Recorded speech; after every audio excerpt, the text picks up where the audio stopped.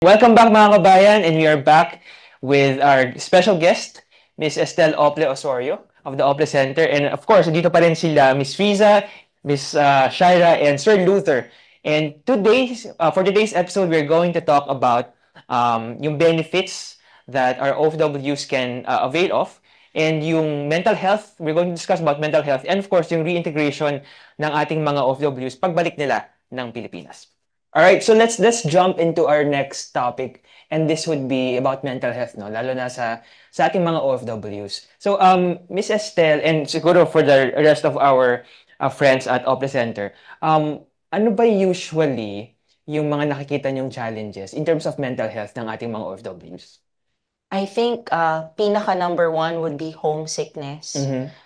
missing their family, getting adjusted to a new place.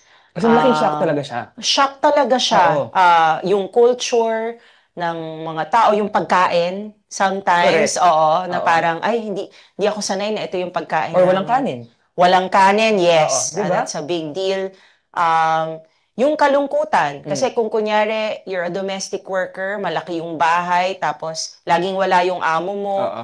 So, those are some. Dagdagan mo pa kapag nakakarinig ka ng problema here at home.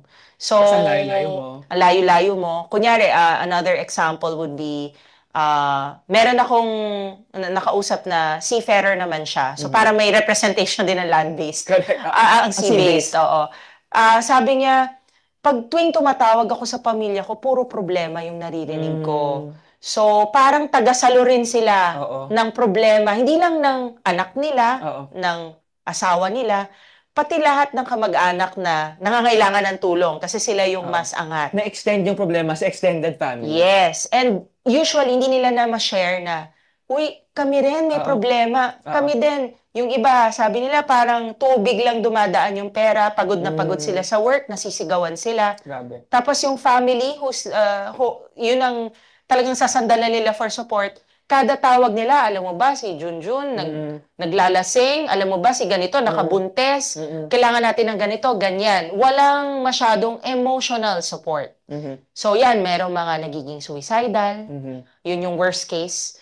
Merong mga nade-depress, meron yung mga iba, hindi na lang nila kinakausap yung pamilya nila. right. Yun yung isa pa, di ba? Yung iba nagkakaroon ng kabit doon kasi Mm, parang yun nga, puro problema na lang tas oo, hindi nyo naman ako inaalagaan. May mm, ganon. And then meron yung hindi nila na-realize kung gaano kahirap mawalay sa anak nila.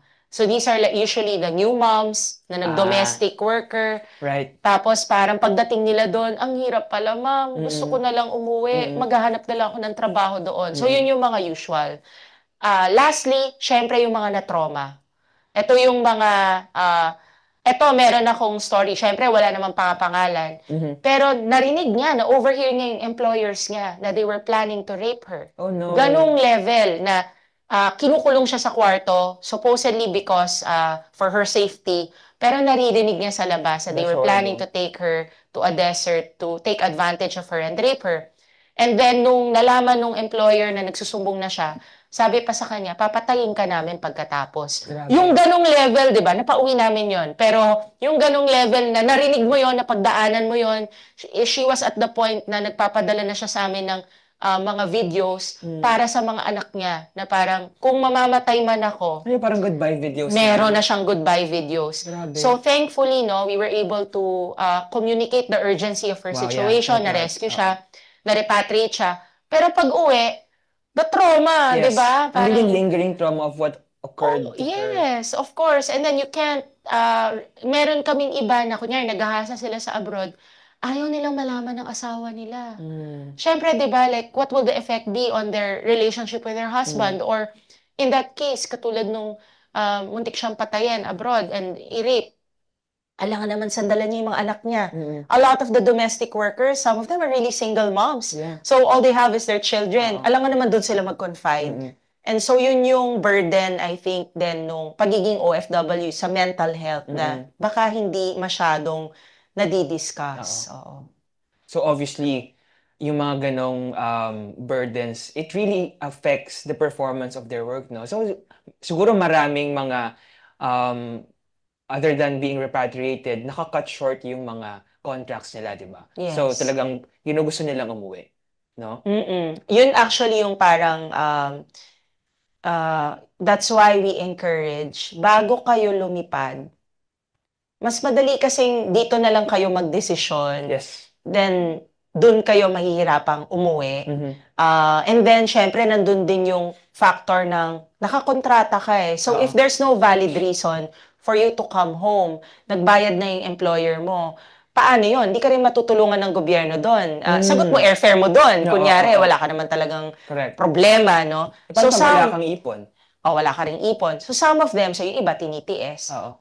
Some, ayoko man syempre we're OFW advocates, pero Yeah. some, they resort to also making stories. Yung iba umaamin sa amin, oo, gusto na lang kasi talaga nila umuwi. Pero yun nga, sana pag-isipang mabuti before you go there. Yung iba, hindi nila na-realize. Okay lang din naman yun. Nandito ka, pinag-isipan mo siya mabuti, ito lang talaga yung paraan. Pagdating mo doon, ay, ayoko pala. Oo. So, I think doon, you need to talk to your agency, talk to your, But also, it really helps to have a community there. Kasi minsan, Right. it's a temporary feeling of adjustment. Oo. Kasi syempre, namimiss mo. Natural yun. Tao ka eh. Yes. Oo. Pero, kunyari, maganda naman yung pagtrato sa'yo, no? Sometimes, it is support. With friends, with someone you can talk to, that will help you stay sane and Yes. finish your contract. Oo. Actually, kailangan mo talaga ng parang makakakausap dun sa mga problema mo. Na makaka-relate. Correct. Oo, importante yung makaka-relate eh. Yung makaka-empathize sa situation mo and finding a community in the place where you are deployed is very important. Finding friends there na mahihingahan ng sama ng loob. Like, kunyari, lalo na yung mga family na akala ang yaman-yaman mo just because nag-OFW ka. Naku, maraming ganyan. I think important rin itong discussion na to, no? To share this before ka umalis sa iyong pamilya. Naku, mahirap din yung buhay doon, ha? Base sa research ko, mahirap din ang buhay doon. Magtatrabaho ako 12 hours a day para sa inyo, ha? Pero ang usapan natin, gagawin ko tong sakripisyong to. Ito yung hihingin ko sa inyo. Uy, ang ganda nun. Oo. Na parang may, parang one page kayo ng pamilya. Na may deal. Na hindi lang mag-a-abroad ako, tapos ATM machine nyo ako. Oo. Kailangan malinaw yon. And even to the extended family, kasi minsan doon ang gagaling yung pressure sa kapatid na nakabuntes and walang trabaho yung kapatid. And therefore, ikaw na rin ang magpapaaral doon kasi ikaw yung nasa Saudi. Correct. So, very helpful yung discussion na mag-a-abroad ako, pero para to sa kinabukasan ng mga anak ko at ng pamilya ko. Kung gusto nyo rin ng tulong, tutulungan ko kayo makakuha ng trabaho din dito. Like, 'di ba? Parang mag-apply din kayo. Yes. Para matulungan nyo rin yung pamilya nyo. Pero hindi ako ang source of money for the entire, ng buong barangay. Pag umuwi ako diyan, gusto kong magpahinga. Yes. Hindi yung kayo ang iintindihin ko na isa-shopping ko kayong lahat at magbabakasyon tayo, ako lagi taya. So, yun yung para kumbaga maganda na ma-bring up din ito para for the longevity din ng family. Baka mamaya akala nung asawa, okay lang na tuwing tatawag yung mister niya, ang bunga niya na is pahingi ng pera, kailangan natin to. Or problema. Problema. Maganda rin na masabi. I would encourage the OFWs, kung meron na kayong sama ng loob, wag yung sarilinin. Minsan yun yung gamot eh. Hindi pa nga psychosocial. Minsan it's just being open to your family na, huy, nagpapadala na ako ng pera dyan. Nagpapakahirap na ako dito. Ano ba naman yung kapag tumawag ako dyan, kamustahin niyo naman ako. Yeah. Ano ba naman yung ako naman, instead na, kumbaga, as my wife or as my husband, kakwentuhan ko rin kayo. Oo. Sana, no, hindi lang puro tungkol pera pag tumawag ako. Yon. So, I think that's crucial in terms of mental health to be on the same page with your main support system, which is your family. How about sila, Miss Riza, do you have anything else to add into the topic about mental health, or how can our OFWs or aspiring OFWs battle the challenges being an OFW, di ba? Or would be OFW? Yes po. For us po, no, for those experiences po na meron kaming nare-receive na request for assistance from OFWs. So, mostly po, ang problem po nila is workplace challenges. So, Mm.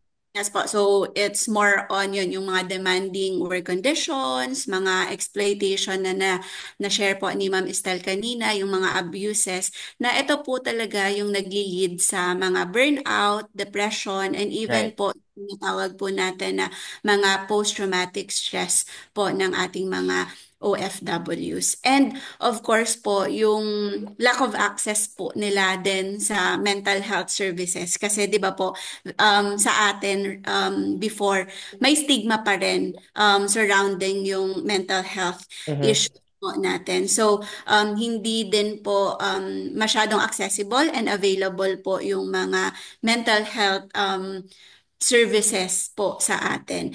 Pero hindi po alam po ng karamihan na yung mga mental health services ay pwede din po mabigay ng mga nakapaligid po sa kanila. So, as mentioned po ni Ma'am Estel, no, yung simpleng kamustahin po yung ating mga Mhm. um, ng mga kapamilya natin, malaking bagay na po yun. Yung kumusta nga lang po na word is malaking bagay sa Oo. mga OFW na they feel appreciated. Mhm. So, yun po yung first step usually namin sa mga OFWs na pakinggan kung ano po yung mga hinaing po nila kapag pumupunta po sa Opera Center. So, simpleng pakikinig po muna. Yun yung first step po namin Mhm.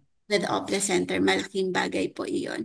And then, yun, may mga second step po kami kapag nakauwi na po sila dito sa Pilipinas. I see. So, I'd like to parang delve deeper into for example, me as an OFW, and I'm in distress, no? Mm. Of course, anything related sa workplace, yung mga nabanggit. And I reach out to the Opera Center. Miss Estelle, baka you would want to parang walk us through kung ano ba yung Sure. usually na tulong na naibibigay ng Opera Center sa mga OFWs na nag-reach out sa inyo. Yeah, usually for us, no, we help liaise, number one, with government. Mhm. For some of them, nag-try silang tumawag sa MWO, hindi nila alam yung number, hindi nila ma-reach. Mhm. Or wala silang kamag-anak here that can advocate for them. Right. So they end up reaching out to us online. Riza can share later, but it's Oo. usually sa Facebook, Blast Ople Policy Center, we have a page. And then we'll just flash the info on screen. Yes. But so that's the first step. They reach out to us. We ask them to fill out a form. What assistance do they need? So for the urgent ones, usually it's repatriation assistance, medical assistance, things like that. And then we help coordinate with government. But they can also do it directly, ha? Just in case they are not aware. We want to empower OFWs na they can also reach out directly to government. So, how do we do this, no? In case you're distressed, magandang discussion to. In case Yes. you're distressed, may problema ka, kung legitimate yung pagpapaalis mo, meaning dumaan ka sa agency, first person to call is your agency. We highly recommend you keep a screenshot of your conversations. You keep it documented. Yes. In case they do not help you, they are non-responsive. Because when you come home, this can help us. Kung gusto mong hindi naman case, kumuha ng redress from the agency. Oo. So, pwede yun kasi. But you need to show proof. So, you approach the agency, you tell your kamag-anak to also go to the agency first. Nasabihin, hindi nasusunod yung kontrata mo, et cetera, et cetera. Ngayon, pag walang ginawa yung agency, feeling nyo, dinidribble lang kayo, minsan sinusungitan pa sila, minsan minabagsakan sila ng phone. So, the next step is to go to, for your kamag-anak to go to the nearest DMW regional office.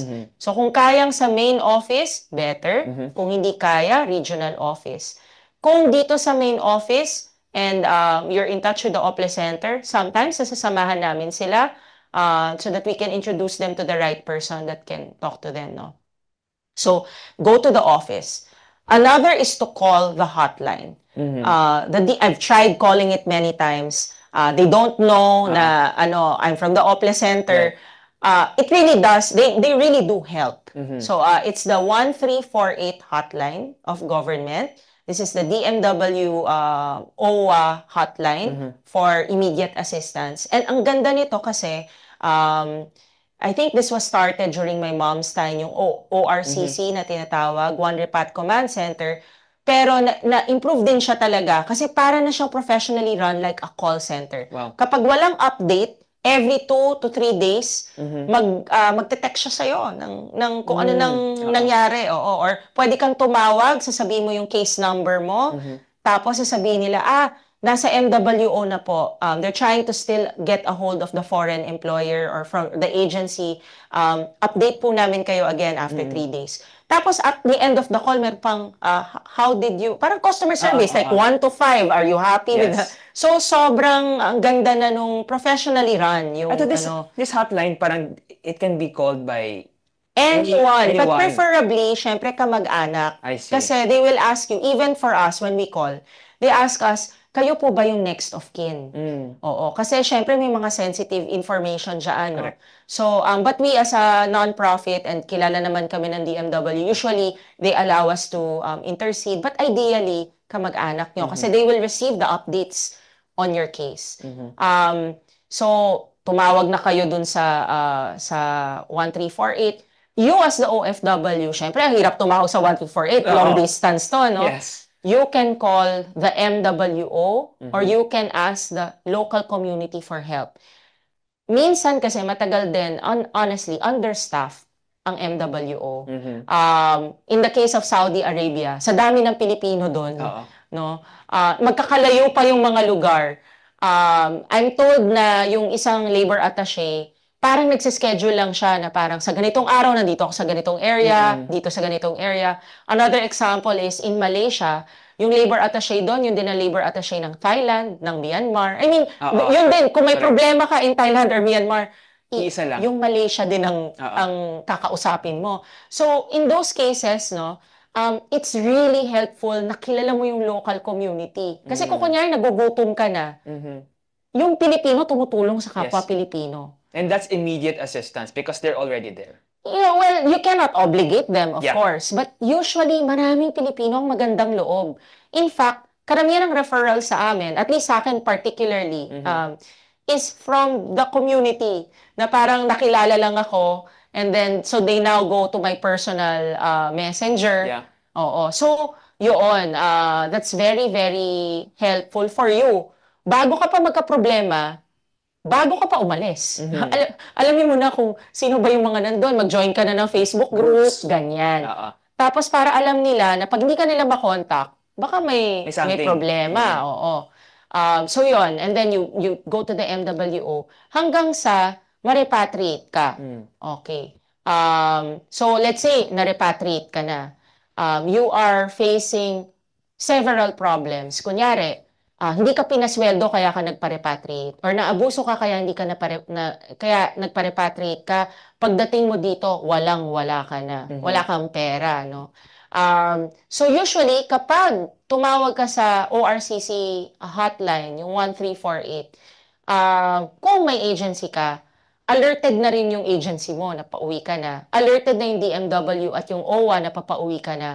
Minsan sasalubungin ka pa nila sa airport. Oo, pati yung pauwi mo sa probinsya, they can help assist you with that. And then usually, dun ka na papipirmahin din ng forms on financial assistance that you can receive. So, nice then to note, no, sana updated ang ating mga OFWs. Please encourage those that used to work abroad na updated kayo sa OWA as members. Kasi separate ang help ni OWA for financial assistance sa help ni DMW. But that assistance, the amount of it will depend. Active member ka ba? Correct. Oo. Kasi saan kukunin yung ipang tutulong sa'yo kung hindi ka updated sa membership mo? In terms of the DMW, there's such a thing as the Action Fund for distressed OFWs that you can access. This is separate from livelihood assistance. Right. So basta umuwi ka, may sakit ka. Umuwi ka, na maltrato ka. Umuwi ka, hindi ka pinasweldo ng tama. Honestly, even pag umuwi ka ng, sorry to say, no, ang umuwi na lang is your body, no? You get assistance from the DMW, separate from OWA, because of the Action Fund. So, I forgot what it's called. Parang agarang saklolo sa OFW, something like that, okay? Sa OFW sa nangangailangan, or, but it's for distressed OFWs. During my mom's time, nagbibigay na talagang Action Fund. But, she passed away. Yeah. Secretary Hans were very, very happy that he was the one who was chosen to succeed my mom, because grabe naman yung experience. Yes. And he shares the same heart that my Yes. mom has. They've been longtime friends. Dole days pa nila. So, si Secretary Hans, ang ginawa niya, tinaasan niya pa yung, there's a recent circular, I can share that with you offline, na pwedeng ang assistance, aside from what OWA gives, 50,000, 75,000, 100,000. So, nandun yung guidelines, 50,000 pag illegal recruitment ka, 50,000 kung kunyari, ano ka. So, one-time payment of 50,000 to help you tide things over. This is separate from livelihood assistance.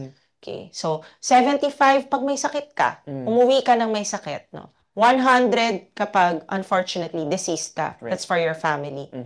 That's separate from the burial assistance in OWA and things like that. Now, let's say umuwi ka, gusto mong mag for good. Whether distressed or not distressed. Umuwi ka, gusto mo nang mag for good. We have the National Reintegration Center. NRCO. So, you can go to the DMW. You can also ask the OPLE Center for the requirements to avail of this livelihood assistance. Separate po yung DMW NRCO, may separate din si OWA. So, as long as you're an OWA member. Kaya it's important to keep that updated as well. So, yun. And you can also access, kung kunyari, you have your papers naman. DTI, I think, also gives loans. Land Bank gives loans for OFWs that want to become entrepreneurs, even if hindi ka for good. No? So, yun yung some of the things. Aside from that, if you are distressed and you're a victim of human trafficking naman, modern slavery, ito yung mga nag-abroad ka, akala mo, papasweldohin ka, tapos kinulong ka, hindi ka talaga pinakain, hindi ka yung iba, na-rape. So, you can avail of additional assistance from the DSWD. So, yun, sila Riza will be able to help if ever man that you approach the OPLE Center for help. For those that want to seek redress from their agency, pwede din po yun. The DMW gives legal assistance as well, and the OPLE Center can also help refer you to organizations like GFM, one of our partners, that provide free legal assistance for OFWs in need. So ito yung maraming violations si agency. Tapos gusto mo na malaman ng DMW na grabe tong agency na to, hindi na nga ako pinapakain, ini-ignore pa ako, sinasabi na sa akin, magtiis ako ng magtiis, yan tuloy, umabot ako na nagkasakit na ako. We have that case, na umabot siya to the point, kasi hindi nga siya pinapakain, ang binibigay lang sa kanya per week is 1 loaf of bread. And she has to make that last for 1 week. And October pa siya humingi ng tulong, March na siya umabot sa OPLE Center. So by that time, she was really payat na. Pag kumuha daw siya ng itlog, kasi her work is as a bakery assistant, pero originally ang akala niya is domestic worker siya. So parang 12 hours a day of like hard work, creating baked goods nang walang pahinga, and then yung loaf of bread titipirin mo, dalawa pa sila maghahati doon. Grabe naman. Yung itlog, ninanakaw nila, pero nakikita sila sa CCTV, binubugbog sila. So, matagal na siya nagrereklamo sa agency niya. Nagtatry siyang tumawag sa MWO, ring lang ng ring. So, ending, somehow, she found the OPLE Center, no? When she came home, she was adamant. Kasi, tinago niya lahat ng Resibo. ng screenshot, nang wingi siya ng tulong. Tapos sasabihin lang sa kanya, konting tiis, kakausapin namin yung employer mo. Puro ganon, dinidribble lang siya ng dinidribble. Hanggang sa umabot ng 6 months, nagsusuka na siya ng tugo. Sorry, pasintabi lang, no? And when she got here, she needed an operation already. So, sabi niya, ayokong may mangyaring ganito sa kapwa OFW ko, willing akong mag-file sa DMW.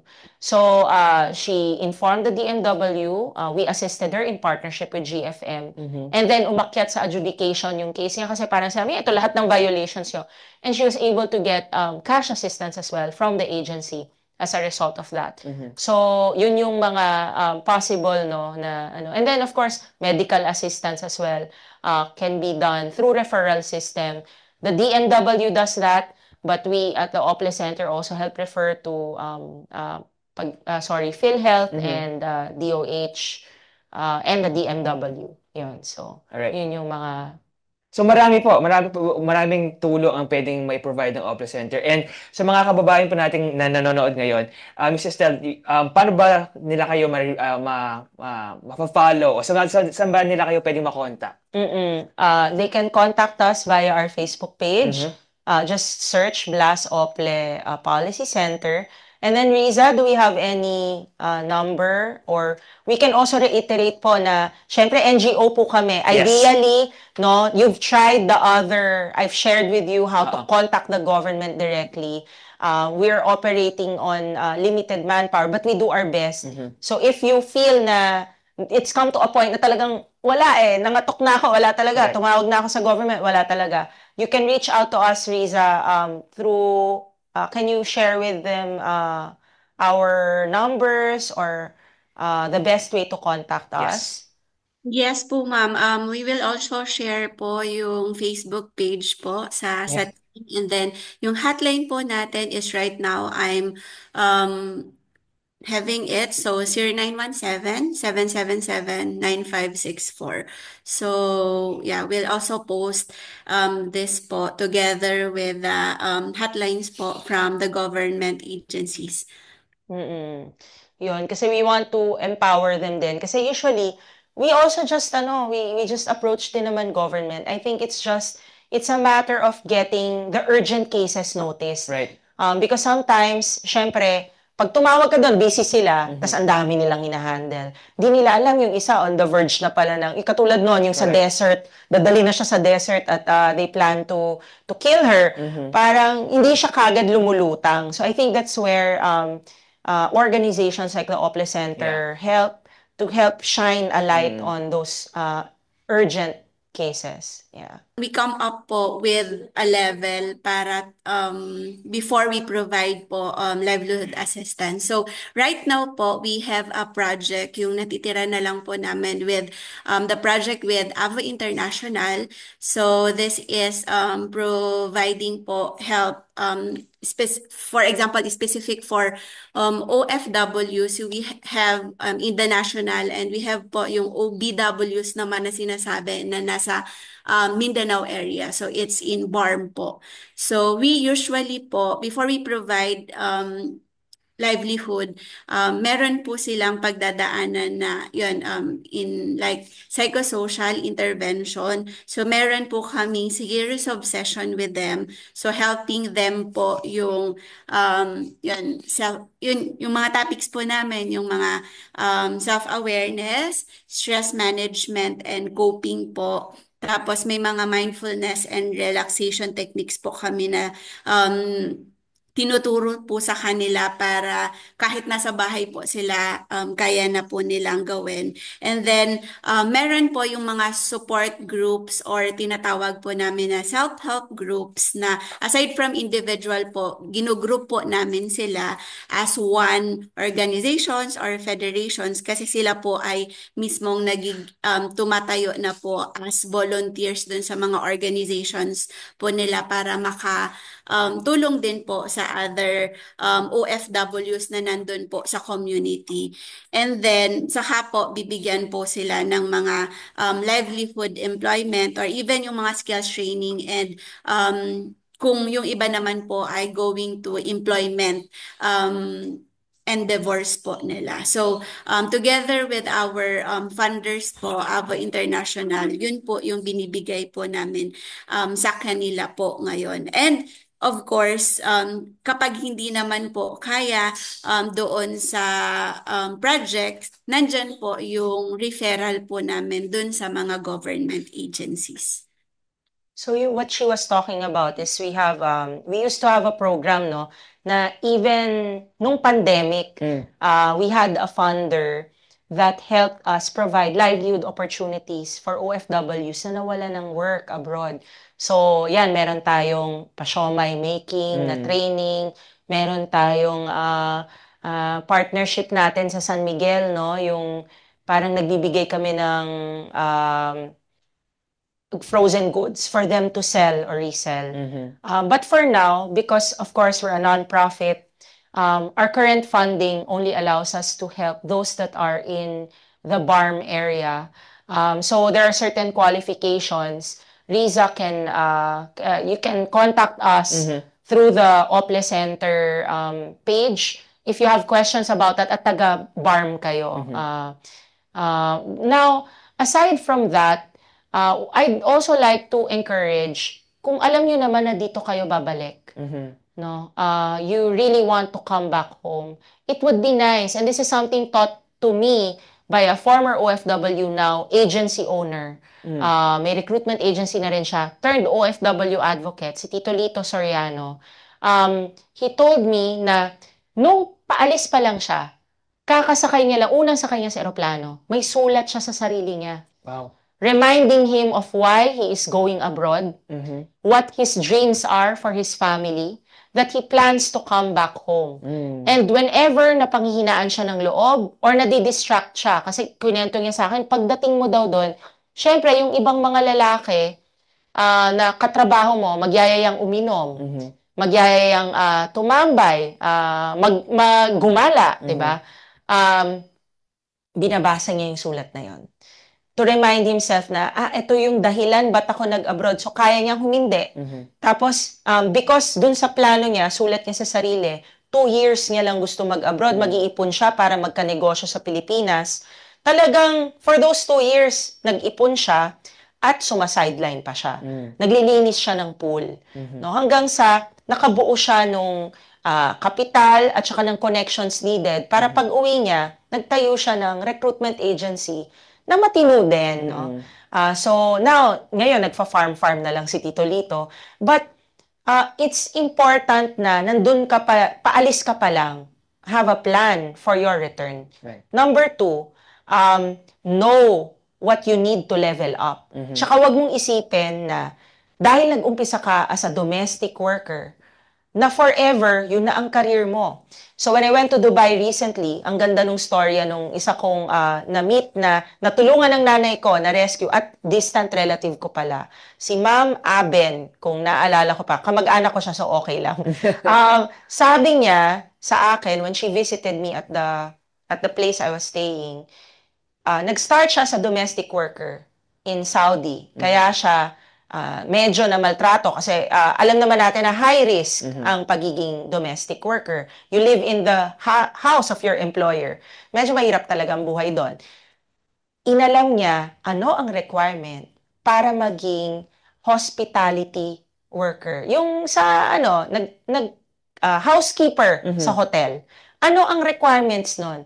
So, in her next job, tinarget ngayon after ng work, nag-aaral siya sa libreng training provided by the MWO. Nagna-night classes siya. Wow. So, she leveled up. Okay. Now, she's working in a hotel. When I met her in Dubai, she is taking night classes to become a caregiver. Lahat ng bagay natututunan. Kasi may mindset, I think, no, na hindi kasi ako nakapagtapos ng kolehiyo eh. Hindi ako nakapagtapos ng kolehiyo.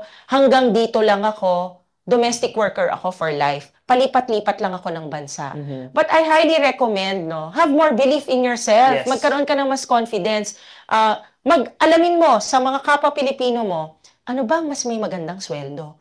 Kaya ko ba yung mga requirements para gumanda yung lagay ko sa buhay? And don't stop dreaming and learning. I'll give another example. Kasi baka hindi nyo alam, no, na yung language skills nyo as an OFW is a gold mine. O, meron akong kilala, na-meet ko din, OFW, nung nag-Japan naman ako, nakamit ako ng OFW doon. She started as a factory worker. Factory worker, tsinaga niya mag-aral ng Nihongo. Kasi required yun to be a factory worker. Sabi ko, hindi ka ba nahirapan? Ako, nag-try ako, hindi ko talaga kinaya. Sabi niya, ma'am, kapag alam mo yung pangarap mo, kakayanin mo yon, kakayanin mo talaga. So, tsinaga niya. I think hindi siya college graduate, pero natapos niya yung Nihongo. Magaling na siya mag-Nihongo ngayon. Punta siya ng Japan, nag-factory worker siya. Sabi ko, kamusta experience? Babae to ma'am, mahirap, matagal yung oras, mahaba yung oras, mabigat yung trabaho, pero kinaya ko, pinasok ko Nagkontrata ako Alam mo what she does now? She has a language school in the Philippines. Wow. She started as a translator. So, nung pag-uwi niya, di ba, konti na naman marunong maghapon dito Correct. Nakakuha siya ng job as a translator, part-time. Tapos, meron siyang na-meet na hapon na willing siyang pondohan magkaroon ng language school kasi kailangan nila ng factory workers doon. And they wanted na someone na may experience doon sa trabaho. Para, di ba? So, from there, she's now establishing a recruitment agency. So, sabi niya sa akin, ma'am, hindi ko inakala na magiging ganito yung buhay ko. Meron pa kami, ang dami. So we have a domestic worker. Now she's one of the top employers in Davao. She has her own BPO company. Pero nagsimula siya as a yaya in Hong Kong. Wow. And she learned computer literacy. Meaning, hindi siya marunong paano magbukas ng computer. Inaral niya lang yon. Kanina siya nagpaturo. I think we had the Tulay program of the Opple Center before. We're trying to reactivate it with the DMW. Which basically teaches computer literacy na basic. Pero siya, nagpaturo rin siya sa alaga niya. Paano galawin yung mouse. Oo. Tapos, from there,